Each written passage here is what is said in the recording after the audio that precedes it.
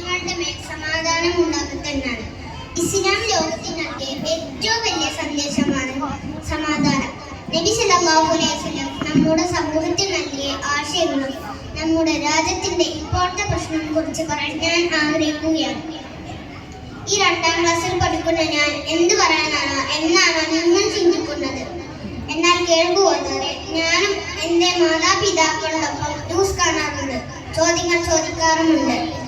നമ്മൾ രാഷ്ട്രീയത്തിൽ ഇടപെട്ടില്ലെങ്കിൽ രാഷ്ട്രീയം നമ്മുടെ ജീവിതത്തിൽ ഇടപെടുമെന്ന് റഷ്യൻ വിപ്ലവകാരി ലെനിൻ പറഞ്ഞിട്ടുണ്ട്.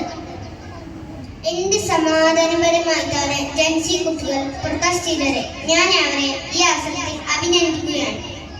ഞാൻ ഓർമ്മിക്കുകയാണ്, നമ്മൾ ഓരോരുത്തരും നമ്മുടെ രാജ്യത്തിന്റെ നാളത്തെ പ്രതീക്ഷയാണ്. ഞാൻ വിഷയത്തിൽ നിന്നും മാറിപ്പോയതുകൊണ്ട് ക്ഷമ ചോദിക്കുന്നു.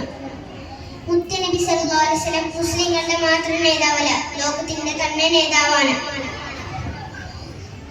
ഞാനൊരു കഥ പറയട്ടെ. ഒരിക്കൽ ഉയർന്ന IAS ഓഫീസറായ അലക്സാണ്ടർ ജേക്കബ്സൺ പലതരത്തിലുള്ള മദ്യങ്ങൾ ജയിലിൽ കൊണ്ടുവരും. ജയിലിൽ നിന്ന് പലതരം ഫുഡ് പ്രൊഡക്റ്റ് മാർക്കറ്റിൽ എത്തിച്ചു. ചപ്പാത്തി. അതുപോലെ കുറ്റവാളികൾക്ക് ജയിലിൽ നിന്ന് പലതരം തൊഴിലും പഠിച്ചു കൊടുത്തിരുന്നു. Taping, stitching, painting, welding.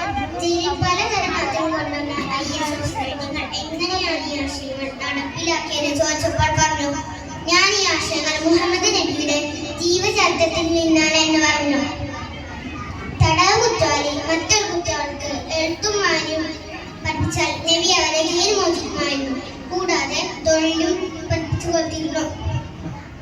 നബി സല്ലല്ലാഹു അലൈഹി വസല്ലം ഈ ലോകത്തിന് തന്നെ നേതാവായിരുന്നു.